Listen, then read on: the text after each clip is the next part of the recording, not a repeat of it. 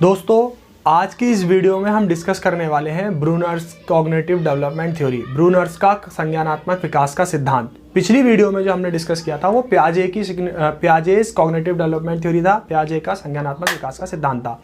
अब हम जो बात करेंगे वो ब्रूनर्स के हैं। दोनों की थ्योरीज लगभग कैसी हैं, सेम है, दोनों सेम तरीके से बात करते हैं। बस फर्क सिर्फ इतना है कि पियाजे अपनी थ्योरी को 4 एस्पेक्ट्स में 4 स्टेजेस में डिवाइड करते हैं, जबकि ब्रूनर अपनी थ्योरी को 3 स्टेजेस में डिवाइड करता है। लगभग जो है वो सेम तरीके से काम करते हैं। ठीक है, तो हम लिखने वाले हैं, आज जो हम करने वाले हैं वो क्या है, वो है हमारी ब्रूनर्स कॉग्निटिव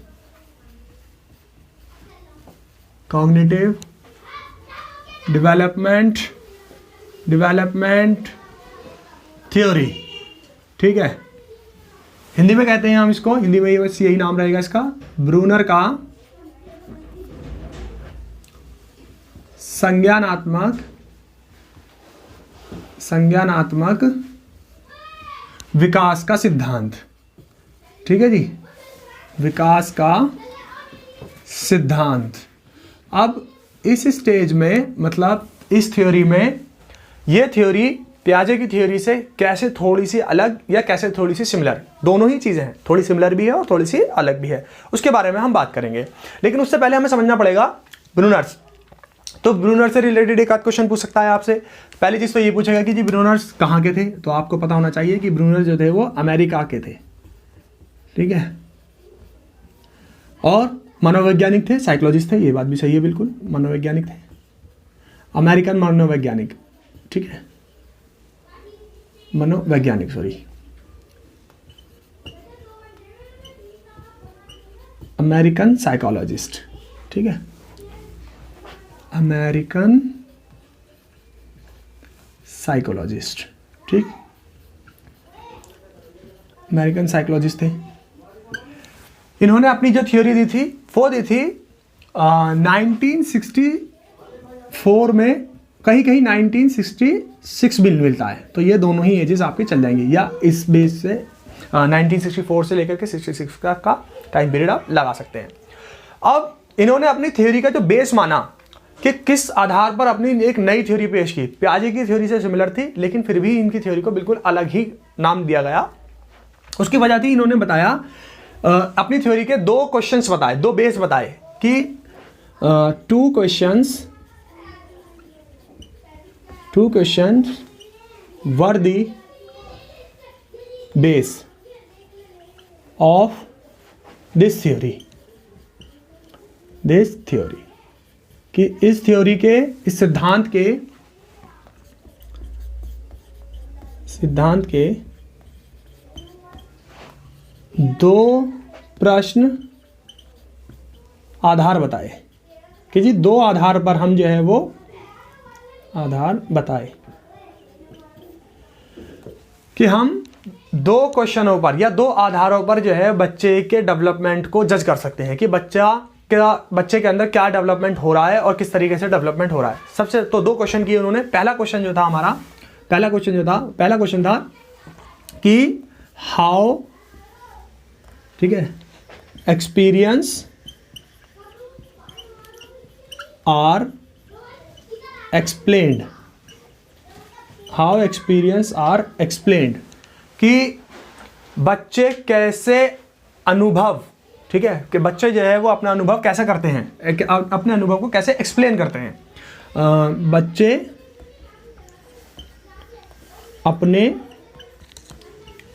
अपने अनुभव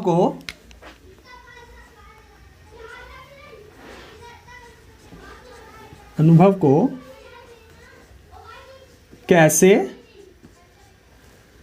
कैसे एक्सप्लेन करते हैं, मीन्स उसकी कैसे व्याख्या करते हैं, कैसे व्याख्यात करते हैं। पहली चीज़ तो ये थी, ठीक है, कि जो भी वो अपनी लाइफ में एक्सपीरियंस कर रहे हैं, कुछ नया या कुछ बताया, तो उन्होंने बताया कि बच्चे किस तरीके से किसी चीज़ को एक्सप्लेन करते हैं, किसी चीज़ से को जो बच्चों ने सीखा है उसके बारे में उन्होंने एक्सप्लेन कर दिया, उसकी पूरी व्याख्या कर दी। तो पहले तो उनके एक्सपीरियंस का जो उन्होंने अनुभव किया उसको उन्होंने क्या कर दिया, अपनी डायरी में लिख लिया। और बच्चे के द्वारा जो भी बताया गया कि उन्होंने उसको इस काम को करके ऐसा लगा, ऐसा लगा, ऐसा लगा, जो भी अगर छोटे बच्चे के अकॉर्डिंग या उस बच्चे के ऑब्जर्वेशन के अकॉर्डिंग जो भी उन्होंने सीखा होगा उसको उन्होंने व्याख्यात कर दिया। दूसरा उन्होंने क्वेश्चन दिया कि जी हाउ मेंटल रिप्रेजेंटेशन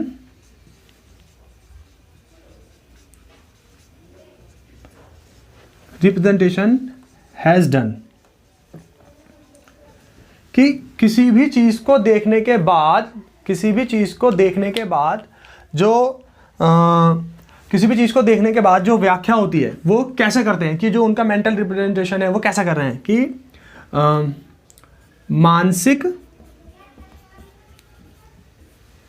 मानसिक प्रतिनिधित्व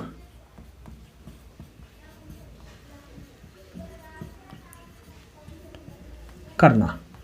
ठीक है, कि किसी भी चीज का जो भी उन्होंने सीखा है, जो भी उन्होंने किया है, उसका मानसिक रिप्रेजेंटेशन यानी कि मानसिक प्रतिनिधित्व कैसे कर रहे हैं, उसको कैसे एक्सप्लेन कर रहे हैं, कैसे रिप्रेजेंट कर रहे हैं, प्रस्तुतिकरण कह सकते हैं आप इसको, प्रतिनिधित्व कह सकते हैं या प्रस्तुतिकरण भी कह सकते हैं। ठीक है, प्रस्तुतिकरण। क्लियर है ये बात कि किस तरीके से हम उसको रिप्रेजेंट कर रहे हैं, किस तरीके से हम उसको प्रेजेंट करने की कोशिश कर रहे हैं।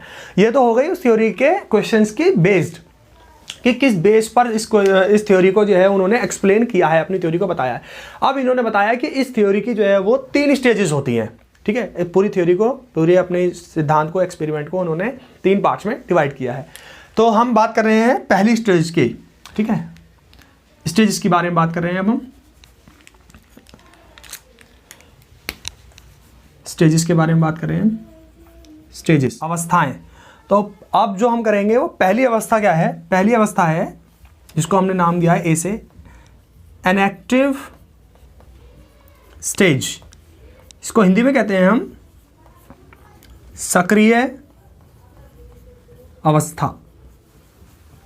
ठीक है, सक्रिय अवस्था, या कहीं कहीं आपको ये विधि निर्माण अवस्था के नाम से भी जानी जाती है। ठीक है, मिल जाएगा लिखा हुआ आपको, विधि निर्माण अवस्था। इसका जो टाइम होता है वो टाइम होता है इसका बर्थ से लेकर, जन्म से लेकर 1 या 1.5 साल तक। ठीक है, अब प्याजे ने इस अवस्था को किस नाम से बताया था, प्याजे ने इस अवस्था को सेंसरी मोटर स्टेज बताया था। तो कहीं ना कहीं ये अवस्था भी उससे बिल्कुल मैच खाती हुई है। इसमें क्या करेंगे, बच्चा किस तरीके से सीखता है उसके बारे में बताएंगे। तो सबसे पहले तो इसमें जो बच्चा है वो सीखता है by sense, learning by sense, मतलब इंद्रियों के माध्यम से सीखता है इसमें बच्चा, इंद्रियों के माध्यम से सीखता है, इंद्रियों के माध्यम से सीखता है। ठीक है दोस्तों, अब हम स्टार्ट करेंगे ब्रूनर्स की स्टेजेस। ब्रूनर्स ने जो अपनी थ्योरी के अंदर जो स्टेजेस बताई हैं उन स्टेजेस के बारे में बात करेंगे। इसको कहते हैं हम अवस्थाएं। तो सबसे पहली जो अवस्था बताई है उसके बारे में बात करते हैं, जिसको हम ए नाम दे सकते हैं। कि पहली जो स्टेज है उसको कहा है उन्होंने an active stage. An active stage, इसको हिंदी में कहते हैं आप सक्रिय या फिर विधि निर्माण अवस्था, विधि निर्माण अवस्था। अब इसका जो टाइम है वो टाइम है इसका बर्थ से लेकर 1 साल या 1.5 साल तक का टाइम है। ठीक है, अब ये 1 साल और 1.5 साल का कॉन्फ्लिक्ट क्यों, क्योंकि कुछ किसी बुक में 1 साल तक माना गया है टाइम और किसी बुक में 1.5 साल तक माना गया है टाइम। तो 1 से लेकर 1.5 साल तक का टाइम पीरियड जो है वो आपका सही माना गया है। ठीक है, अब ये जो स्टेज है, ये स्टेज पियाजे की जो फर्स्ट वाली जो स्टेज थी, सेंसरी मोटर स्टेज, उससे बिल्कुल मैच खाती है। तो पियाजे की सेंसरी मोटर स्टेज में क्या था कि बच्चे के जो सीखने का माध्यम होता है वो किस माध्यम से सीखता है बच्चा? सेंसरी सेंस के माध्यम से सीखता है, अपनी इंद्रियों के माध्यम से सीखता है। तो यहाँ पर ब्रूनर भी ये कह रहे हैं, जेरोम ब्रूनर ये कह रहे हैं कि बच्चे के जो सीखने का जो तरीका होता है, यहाँ पे जो उसका माध्यम होता है, जो मीन होता है, वो उसकी सेंसेस होती हैं कि सेंसेस के माध्यम से बच्चा सीखता है और उसी के माध्यम से फिर बच्चा किसी तरह का कोई एक्शन करता है। तो इस स्टेज में क्या क्या होता है? इस स्टेज में बच्चा लर्निंग बाय सेंस, ठीक है, इंद्रियों के माध्यम से सीखता है, इंद्रियों के माध्यम से सीखता है, ठीक है। और क्या करता है बच्चा? लर्निंग बाय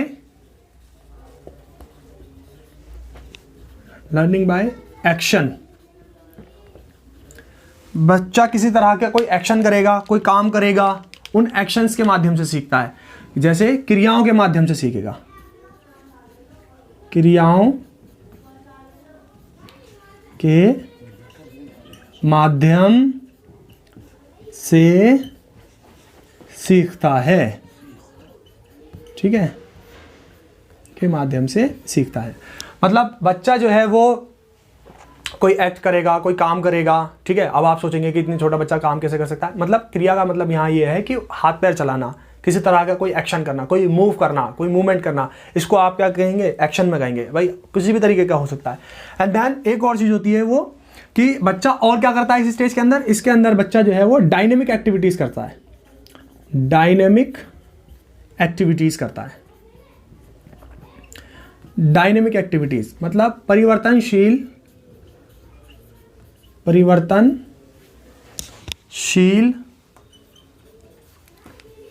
क्रियाएं। अब ये परिवर्तनशील क्रियाएं क्या होती हैं? परिवर्तनशील क्रियाएं होती हैं कि किसी खास कनेक्टेड चीज को देखकर बच्चा क्या करेगा? किसी खास तरह का कोई एक्शन, कोई मूव या मूवमेंट कर सकता है। जैसे फॉर एग्जांपल ये कह सकते हैं कि जैसे बच्चा दूध की बोतल को देखता है, या जब बच्चे को भूख लगेगी तो बच्चा क्या करेगा? हाथ पैर हिलाना शुरू कर देगा, या दूध की बोतल को देख करके जो है बच्चा उसको देख करके स्माइल करेगा, या उसकी तरफ जाना चाहेगा, हाथ पैर फेंकना शुरू करेगा। आपने देखा हो ना, बच्चे जब छोटे बच्चे होते हैं, अब वो बोल तो सकते नहीं है इतना ज़्यादा क्लियरली, तो क्या करते हैं वो? जैसे दूध की बोतल देखेंगे या उनको जब दूध चाहिए होगा तो फिर वो क्या करेंगे? रोना शुरू कर देंगे। या दूध की बोतल देखेंगे तो उसकी तरफ को अपना जो है वो स्माइल करेंगे, या हाथ आगे की तरफ को फॉरवर्ड करेंगे कि वो दूध की बोतल को क्या कर सकें? कैच कर सकें। तो क्या हो जाएंगी हमारी? ये डायनेमिक एक्टिविटीज़ हो जाएंगी। जैसे दूध को देखकर हाथ पैर चलाना, ठीक है, हाथ पैर चलाना। क्लियर है ये बात? तो ये होता है हमारा फर्स्ट स्टेज के अंदर। फर्स्ट स्टेज में, इसमें इनएक्टिव स्टेज इसको हमने कहा कि आप देख रहे हैं कि सारी की सारी एक्टिविटीज जो कर रहा है बच्चा, वो सब की सब किससे रिलेटेड है? एक्शन से रिलेटेड है। और जो एक्शन करते हैं उसमें क्या यूज होती है? हमारी सेंसेस यूज होती हैं। तो ब्रूनर ने कहा कि बच्चे के जो सीखने का माध्यम होता है वो सेंसेस और एक्शन दोनों ही होते हैं। अब हम करेंगे इसकी सेकेंड स्टेज, ठीक है दोस्तों। तो ये हमने इसकी फर्स्ट स्टेज कंप्लीट कर ली है। एक्चुअली ये थ्योरी जो पूरी की पूरी थ्योरी है ना, बहुत ज़्यादा छोटी थ्योरी है और ज़्यादा लंबी थ्योरी नहीं है, इसलिए इसके जो है स्टेजेस भी हैं बहुत थोड़ी सी हैं, छोटी सी हैं। अब हम आते हैं इसकी सेकंड स्टेज पर। तो सेकंड स्टेज बेसिकली क्या है? सेकंड स्टेज है इसकी, इसको बोलते हैं आप आइकॉनिक स्टेज, ठीक है, आइकॉनिक स्टेज। इसको हिंदी में कहते हैं आप प्रतीकात्मक अवस्था, जो कि इसका जो टाइम है वो है आपका 1 या 1.5 साल से लेकर, जो हमने ऊपर पढ़ा था ना 1 या 1.5 साल वाला, ठीक है, वहां से लेकर के 6 साल तक। अब इस स्टेज के अंदर बच्चा सीखता कैसे? सीखने का माध्यम क्या है? आइकॉनिक। अगर आप इसको देख रहे हैं, प्रतीकों के माध्यम से सीखता है बच्चा इसके अंदर। तो जो उसकी लर्निंग होगी वो प्रतीकों के माध्यम से होती है। हम कहते हैं कि लर्निंग बाय इमेजेस, कि बच्चा जो है वो किसके माध्यम से सीखता है, इमेज के माध्यम से सीखता है। हिंदी में कहते हैं इसको आप तस्वीरों के या तस्वीर या चित्र, ठीक है, के माध्यम से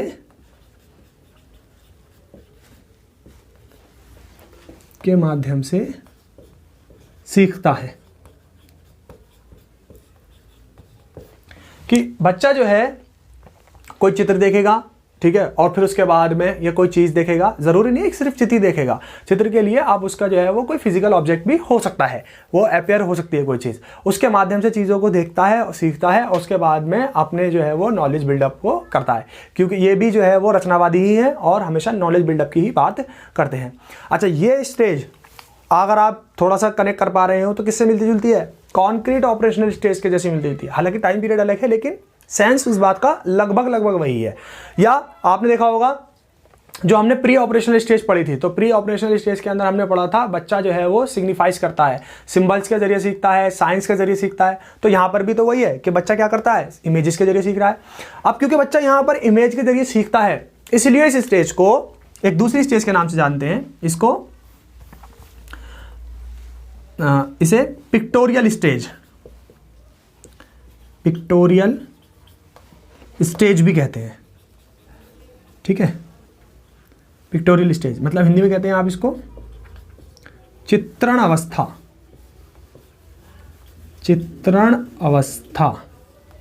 भी कहते हैं, ठीक है।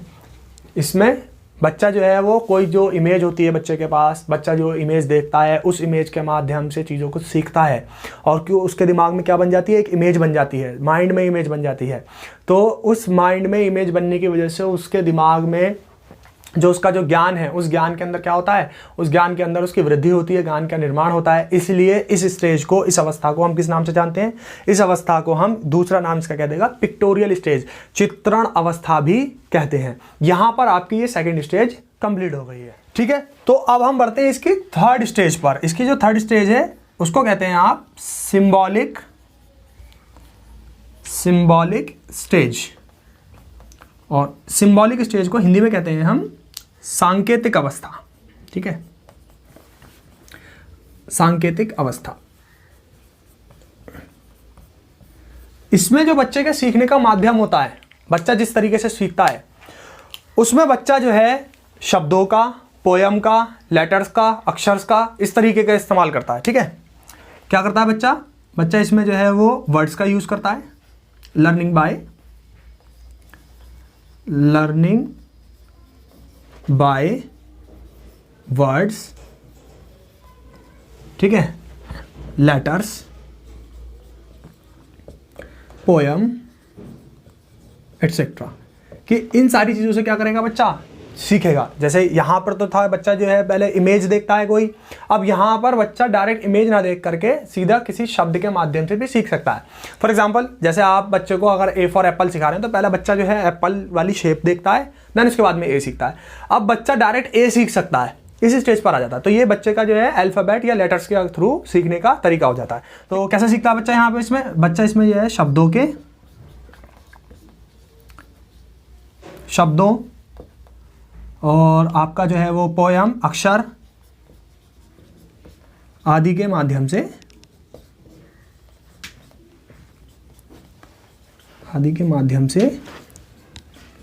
सीखता है, ठीक है, आदि के माध्यम से सीखता है।